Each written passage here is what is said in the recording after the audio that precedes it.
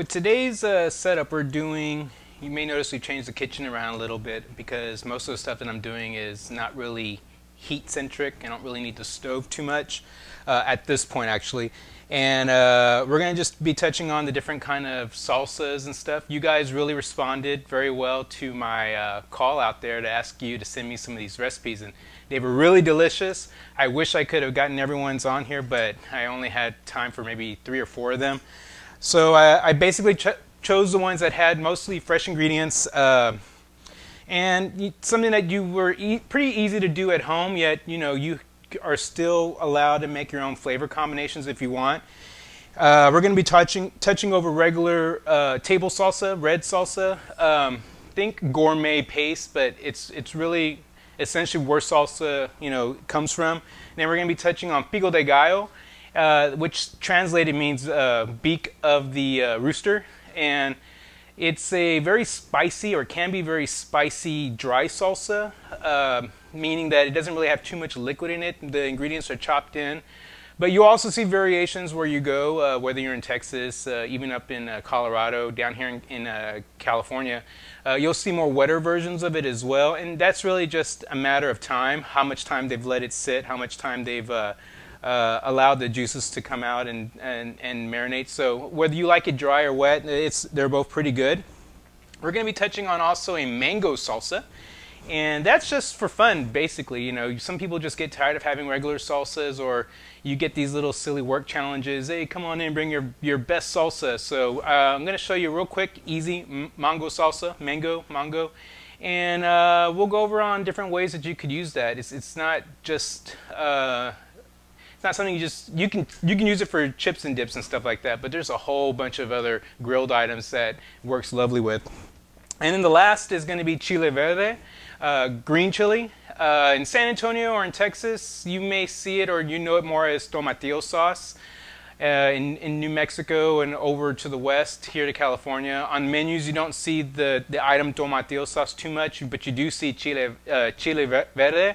And it's basically the same thing, but it has an added component of some New Mexico chilies, or they're also called Anaheim, and some other seasonings in that. And that's just a small variation, but it's basically the same thing.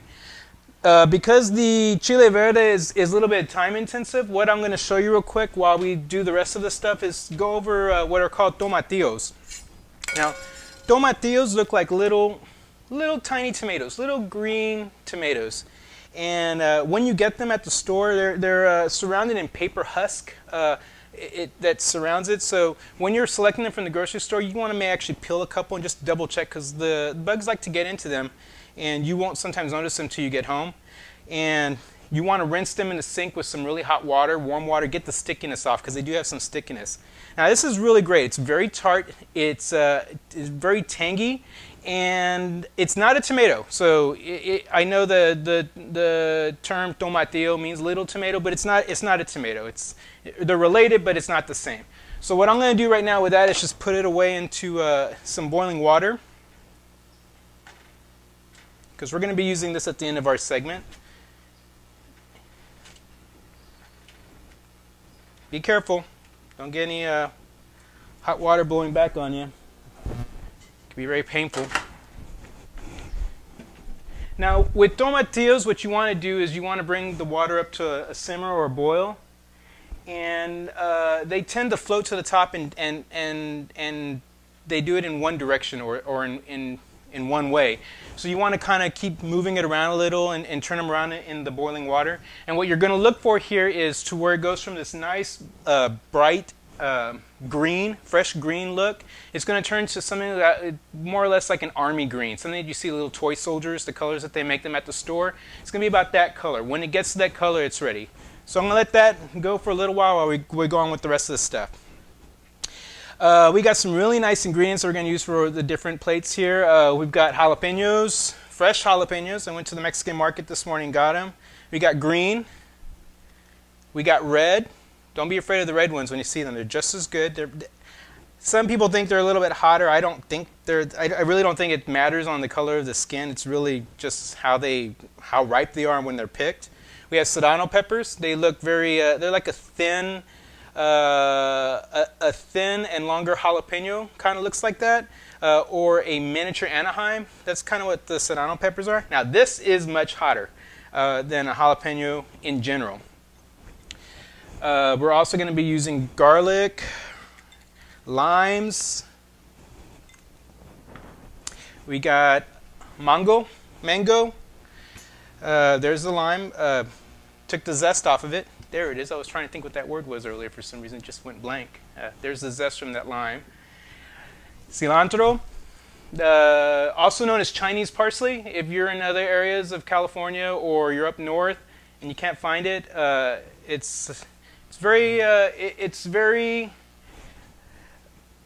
just tells everyone that it's a Mexican dish usually. When you're eating it here in North America, cilantro is it's got such a pungent flavor. It's really good. And some people just may not like it at first, but it'll grow on you if you don't. Just keep trying it. It's really delicious. In Japan, when I was using cilantro over there, it was kind of funny because the Japanese don't use it over there. They'd never heard of it. And when I created a Pico de Gallo over there, the guy came over, he's like, ooh, look. He goes, what's this? He says, parsley. I said, no, it's cilantro. And he was just like, it smells like the stink bug. And it's true, it does kind of smell like the stink bug, but it tastes awesome.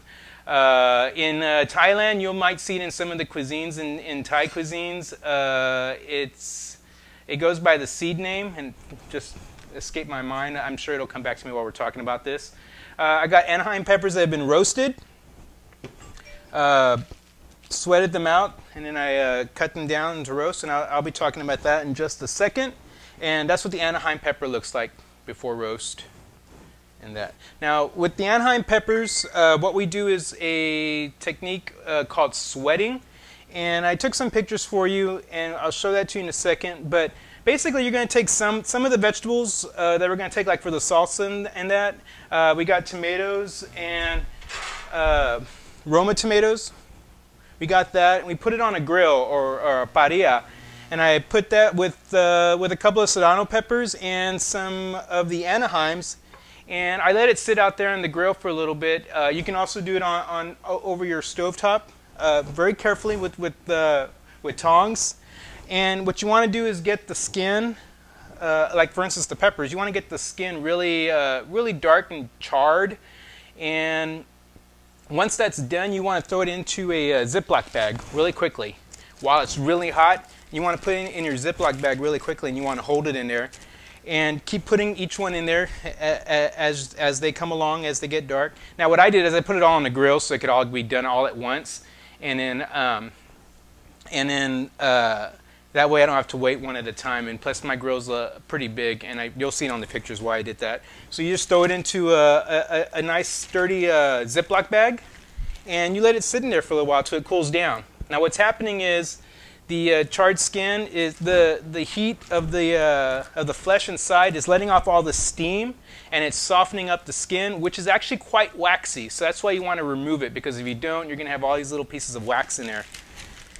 And then when you're ready, you just pull it out.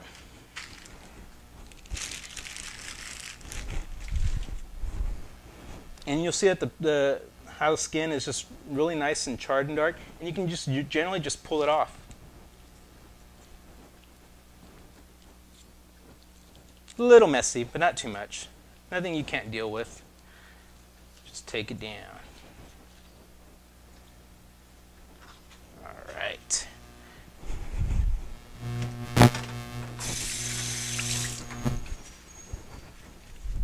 Now the Anaheim peppers are mild. They're not too hot, so don't worry too much about cleaning them out and getting the seeds. You do want to get the seeds out, so take care of that. And you also want to take off as much of the white pith that comes in. You want to take out as much of that as possible. If you're adverse to heat, if you don't like heat, you want to remove all that, because that's where all the heat of any chile really is. It's in the seeds and it's in the pith. And so when you see a recipe that says to deseed your chili, that's why they're telling you that. It's to take it all out, and you want to get that heat down as much as possible. Where I'm from in Texas, and because I'm Hispanic, Tex-Mex, when people say things like, "Oh, that food is spicy," in my mind, it's automatically means spicy hot, picoso, things like that. The babe Trent, whenever he hears spicy, he doesn't think hot. He thinks like extra oregano or extra pepper, or extra salt. You know, spices. So sometimes we have a little bit of a misunderstanding because I'll warn him that it's spicy because he can't stand heat whatsoever. And I mean, you would think that I took a teddy bear away from a kindergartner anytime I give him any little bit of heat, because he will just start, oh my god, it's hot, burning, and then he'll do just weird things like, well, I mean, I'm the one that let him know, but you know, he'll put butter all over his tortilla and just rub it over his tongue, or he'll drink milk and things like that. If you really want, if you're dealing with someone who's inexperienced and you're trying to have fun with them with some of the chile, give them water. Give them water after you give them a nice hot pepper. They'll love you for that. Now, seriously, don't do that, because all the water does, because the chili in there is actually oil-based, oil-soluble. The only thing that's going to break it down is going to be other fats and oils. So if you drink water, you're just going to spread it. And then just going to show you real quick before we go to break, on the mango, which is going to be another part of the recipe, how I fabricated it. Just, you know, with the mango, you can just cut the top and then cut the bottom. You want to try to avoid the pit inside, the seed. And then when I do it like this, all I do is just shave off the peel. Real simple. Consider that with your watermelons and your cantaloupes and things like that, that you can cut off the edges or the tops and the bottoms and then just peel away. Apples are a little bit difficult to do this to, but you know, you can get a cantaloupe and watermelon, mangoes done like that. Once all the peel is taken off, you'll find out where the seed is kind of oblong, because on one side it's thinner than the other, and you want to just go against that, or close to it. Not too much, because you don't want to get any of the seed off with it. And you'll be left with the pit and still some more flesh on the outer edge. So let's get that out. And folks, make sure you're using a sharp knife. Please, please, please use a sharp knife. The most dangerous tool you'll ever have in your hands is a dull knife. If that bitch slips, say goodbye to those fingers. All right, we're going to go on break. We're going to come back and we're going to put it all together.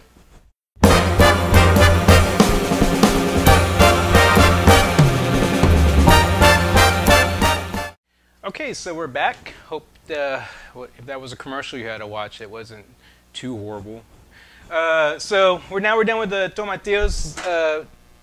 Again, I'm going to take pictures of that so you can see what they look like. But if you can see any of it, it's just really dark, like an army green, like I said. And you don't want to let them cook too long. Boil them. As soon as they turn that army green, you want to take them out. And the reason is, probably feedback there. The reason is that they get really soft and they'll just end up bursting on you, and then they're no good to you. So that's hot. I'm gonna let that sit there for a second while that cools down. So my friend Michelle from San Antonio sent me the first recipe that we're going to use today, that she makes at home, her table salsa for her husband. Michelle and I went to high school together and graduated. We just had our 20-year reunion last week that I unfortunately had to miss. Yeah, so yeah, she was a band geek with me. Actually, I was more of the geek. She was more with the fun crowd. Michelle Gomez. Her last name, she got married, so I'm gonna try this, and if I get it wrong, I'm sorry. It starts like with a CZ, so I'm gonna say Chaka. Well, that's what Google says it is. So, Michelle Gomez Checa, thank you so much for this salsa recipe. It's really delicious. There was a couple things I changed on it just because, the recipe is delicious. She called in her recipe for Roma tomatoes, and what we did was that we drizzled it with some olive oil, and that went on that grill. The picture you probably already saw. Now, Roma tomatoes, we use that instead of the regular, the big tomatoes that you see, the beefsteak tomatoes that you'll see at the grocery store. Romas are just a little bit more concentrated because they're smaller, so they've got more flavor in the flesh. And if you look at the real big tomatoes that you see at the grocery store, more times than not at this time of year, they're hothouse. And with hothouse tomatoes, that just means that they're picked green and then they're flooded with gas, with so much gas on it, and it just makes it ripe. So it makes it look ripe, but it really doesn't taste that great. So that's why in the springtime when tomatoes are fresh and they've been grown naturally, they have a lot of flavor. But the Roma tomatoes are what she used in her recipe. So they're roasted. She called for garlic roast and to put like 3 or 4 cloves that are roasted into the recipe. So what I did was I actually took the garlic and I roasted it in a packet of foil. Drizzled it with olive oil, and there's a picture of that too. And I sealed it up with the foil, and I put it in the grill with this. And after these were done, because these things only took a few minutes, the rest of it, I let the garlic sit in there. And you'll notice I sliced the top off, and the reason is so that I can just do an easy squeeze when I'm ready for it. And so her recipe called for 4. It's all a little bit messy. So I'll squeeze those out into the food processor when I'm ready. And she has 3 to 4 serrano peppers. I roasted them, and you don't have to do that. You can just put them straight into the blender raw, however you want. But I roasted it because I do like the char. The char on the skin really, and also on the tomatoes, really adds smoke to the whole flavor profile of it. And that's what you want. It's that roasted flavor just comes right out. She called for lemon juice. This is where I changed it up a little bit. I use lime juice. The reason I use lime juice is just a little bit more sour and acidic than lemon juice, so I kind of like that. She did not call for zest, and what I did was I took the peel and I zested it. That means I scraped it off. I got pictures of that too, and got this. And the reason I did that is because you got the sour in the juice, but you don't really have too much of the flavor, and this is where the lime flavor will come from. Same thing with lemons. If you want more lemony flavor in your things, you want to zest it and use some of that peel. Don't use too much. It can be very bitter. And some chopped cilantro. Now, cilantro is one of those things that they're easy.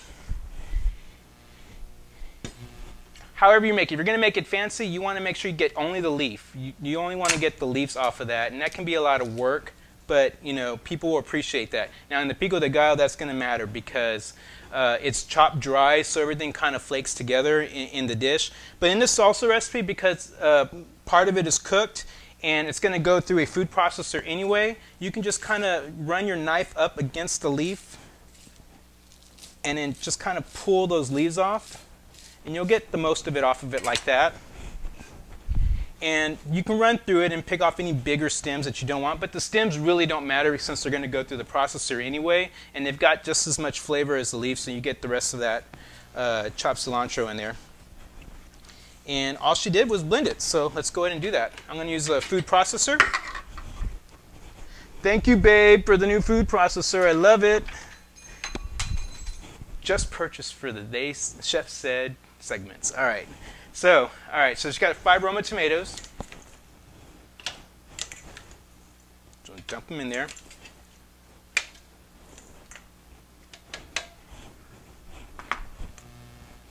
Now with the serrano peppers, I have to be a little careful because I use the tips, so you want to take that off and maybe just do a rough, cut into a couple of pieces. Got that. The garlic went in there already. And then, now what else you can do with that, the only other change I would suggest, and that's just because I love garlic. With garlic, I'll just throw in one nice little fresh clove in there. Just one.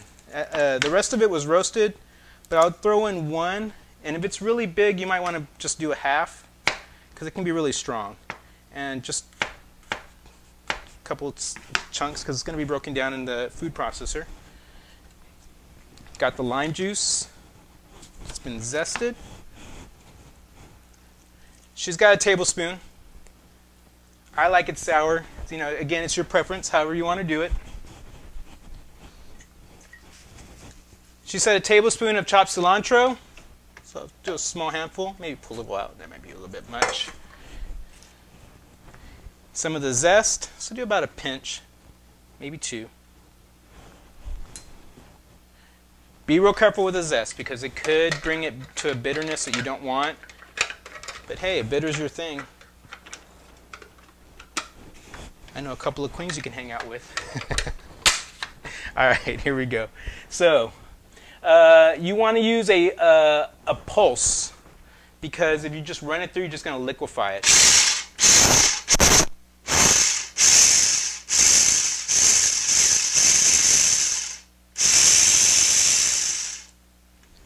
I do a quick little pulse.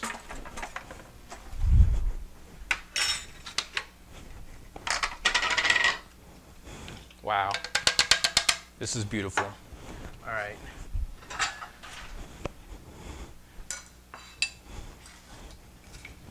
And then just pour it out.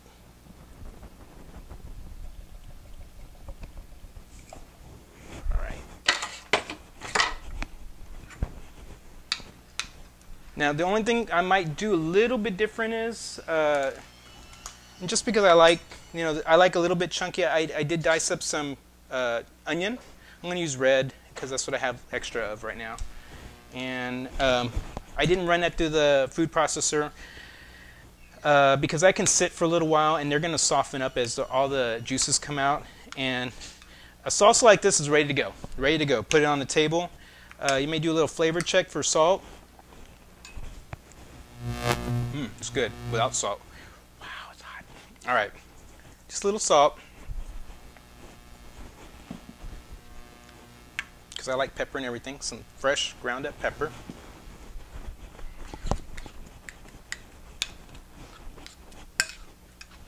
Now if you're doing this for the masses, please use a plastic spoon. You can just throw away your spoon once you're done. Alright. So that's our salsa. And we'll take a better picture of that in a minute once we're done here. Alright. Next up.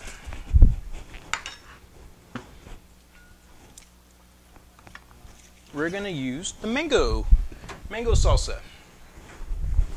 Now, with mango salsa, this just adds a different, thing. It's a different life, life with a party style thing because it's not traditional salsa. It doesn't really.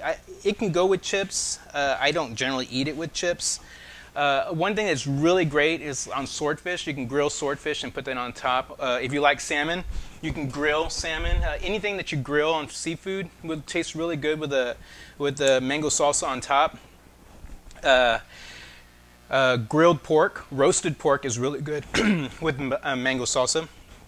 So there's a lot of different things that mango salsa is good for. Just remember, if you got a grill, it's probably the best way. Probably it's going to accompany the meat very well. Beef, you can do it, if that's what you like, that's what you like, but it really goes good with game. So on turkey legs, it's a great complement to turkey legs and pollo adobo, all that. All right, so all you need with that is just some cut up mango. You saw how I did that? You want to put a bell pepper in it. I chose, sorry, almost fooled myself. I chose an orange bell pepper because it's sweeter than the green and it's just a little bit sweeter than the red. And because the mango is sweet, I want to add that to kind of complement it. So I got orange. Not to mention the color of the orange is bright and the color of the mango is kind of yellow, so it's bright. Now it calls for jalapenos. Again, I chose the red jalapenos simply because the red against the orange and the yellow, it's just makes it fun. Makes it more fun. People are going to come in and like, ooh, what's this? And then chopped onion, red onion, of course, because again, you want to add another. I'm just liking the colors, and it's the same. You can use all the regular onions and the regular peppers all you want. It's up to you. But life is a party, so let's make it look like one, all right? All right, and then chopped cilantro. So the cilantro that I went through earlier, we'll use, sorry, wrong one.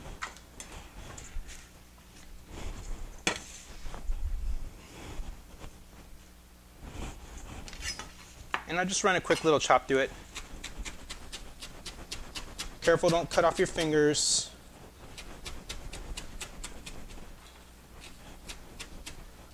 I'm going to trust me, I've cut myself many a times with a knife, so I'm speaking from some experience there. Just watch what you're doing.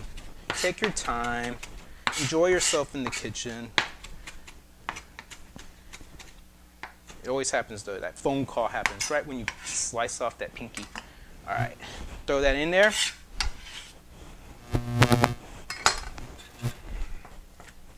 Mix it up.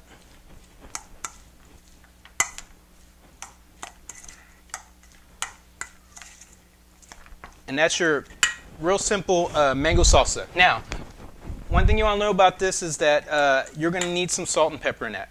Now, don't put your salt and pepper in that until you're ready to serve this, unless you want a wet salsa. If you like a wet salsa, then go ahead. The salt is going to pull out water from all the different vegetables that are in there. So while that's happening, so if you do like it a little bit more wet, that's good. All those flavors are going to meld even more. But if you want something that's got a little bit of texture and different flavors and bites in it as it's going along, then just wait till the last minute. Some people can use fajita seasoning. They want to kick it up a little bit. Some fajita seasoning will work in there, and any other kind of seasonings that you want. It's all up to you. One thing I like to use is something called tagine, and it's fruit seasoning. It's got like some tamarind in it. I love it. It makes it even more sour. You just add it to that, and it's ready to go. Gives a nice kick. Come back to the mango salsa. Now, Aaron's been bugging me forever to do Pico de Gallo. Pico is something that you know, every family does, and it's really not a big deviation to it. It's simple. It's onion, it's tomato, it's cilantro, and it's a pepper, jalapeno usually, and then but some people like serrano, whatever pepper you want to use. The thing with the peppers, when on any of these peppers that you use, I told you to de-seed them and take the pits out. You want to be careful that you do that with Pico de Gallo, because Pico is fresh. I mean, it's just ready to go. You can tell though when a pepper for me, I can tell when a pepper is hot by the way it smells. I mean, it can burn your eyes sometimes. So just keep an eye out for that. So this is simple. I already chopped up some tomato. So we'll put the tomato in there. Sure.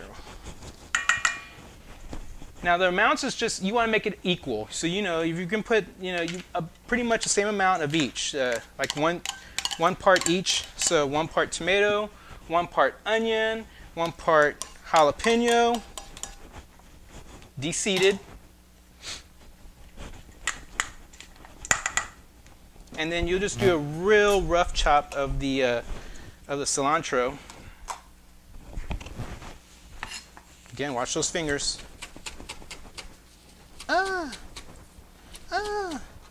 I have to really be careful because I'm contractually obligated to show all my mistakes on TV if something happens.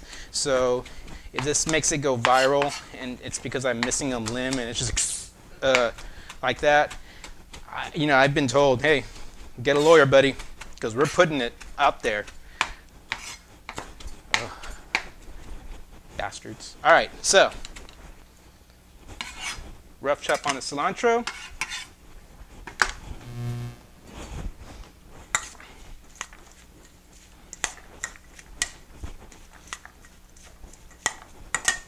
I have a little too much cilantro. I'm just going to add the rest of the tomato just to give it that color it needs. There you go. And that's it. Pico de Gallo, ready to go. If you want it hot, then leave those seeds in there, leave that pit in there, and that's all you got to do. One last thing that I will do with the pico is I'll put some lime juice in it, and then just add your salt and pepper, and it's set up and ready to go. Now remember again, if you put that salt in there, it's going to draw out those liquids and it's just going to make it wet. That's up to you. If you want it, this is just ready to go. This is good on your barbacoa tacos. Hey, if you're in San Diego and you've been in San Antonio and you're missing barbacoa, you're like, oh man, I miss my Sunday barbacoa. You can get it here in San Diego.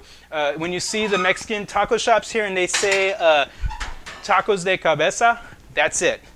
And last but not least is the chile verde.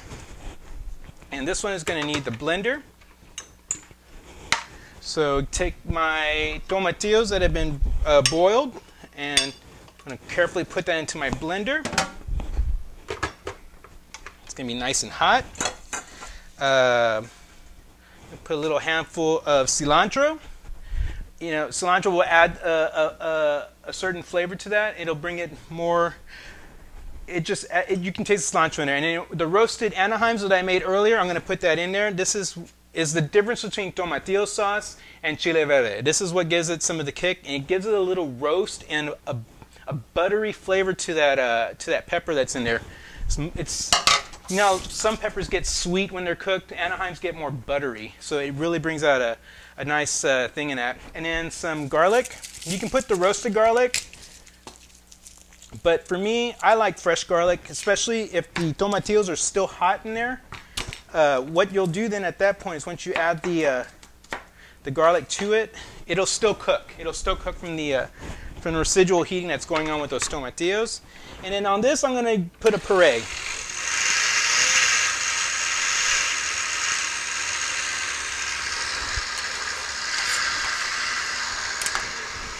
And I've got the microphone on me, so hopefully it's not drowning me out.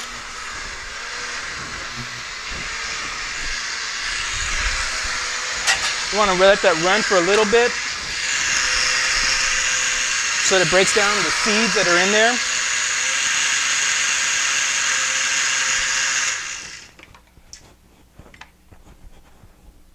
It smells great. So it's going to need salt. Very tangy, very tart. It's wonderful. And if you put the seeds in there, you'll get a really nice kick from the heat. Just do one more pulse. Now, this is a great, it's just a table salsa as well. If you want to put this on your table and you put chips on there, it's beautiful. Really nice and green. But now, here's the other things that you really could use for that. Enchiladas verdes, green enchiladas. Take chicken enchiladas, or you can do regular cheese, but chicken enchiladas, you roll them up, and then you pour this sauce over it. Now, before you do that, you may put a little bit of the sauce and mix it into your chicken, and then when you roll up your tortilla, you'll pour this sauce over it, maybe garnish with a little bit of Monterey Jack or other white cheeses, queso fresco, queso blanco, all those things, and just put it in the oven and melt the cheese a little bit. Now, what I do at home, and what you'll see a lot of restaurants do in some places, add some sour cream. You can add Mexican cream, crema, or you can use creme fraiche. And you want to just put a dollop at a time until you get to the right flavor profile in your chile. It'll make it milky, kind of. And it's great with the enchiladas because the creaminess really, really goes good when you've got the cheese melting all over the top. And when it comes out, you're tasting the Monterey Jack or whatever cheese that you've got on top. It's just melting, but all of a sudden you notice that there's something surrounding it. It rocks. It rocks when you got cream in the sauce, and it's good like that. So you can do that. You can make chalupas, or here they're called tostadas. And that's just a flat tortilla shell. You got your crumpled chicken on top, and then you spoon this on top with the cheese and the cream. That's all set up and ready to go. Pork, if you haven't had carnitas in chile verde, you have not lived, I'm telling you. I mean, it'll kill you the next day because of the heart attack and all the fat and sodium and stuff, but if you love carnitas, you'll love it more with chile verde. So these are our salsas. I'm going to plate them up for you and take some pictures so you can see what the finished products look like up close. And please, if you've got questions, send them to me, locomojo30@yahoo.com, or just respond below here and let me know what you'd like to see, and we'll see what we can do and get those out. Next month is coming up, and that's November, so I'm already looking around to see what kind of cookies or holiday stuff that we can do. Empanadas maybe, so we'll check back on that, but let me know what you think and I'd be happy to hear it out. Until next time.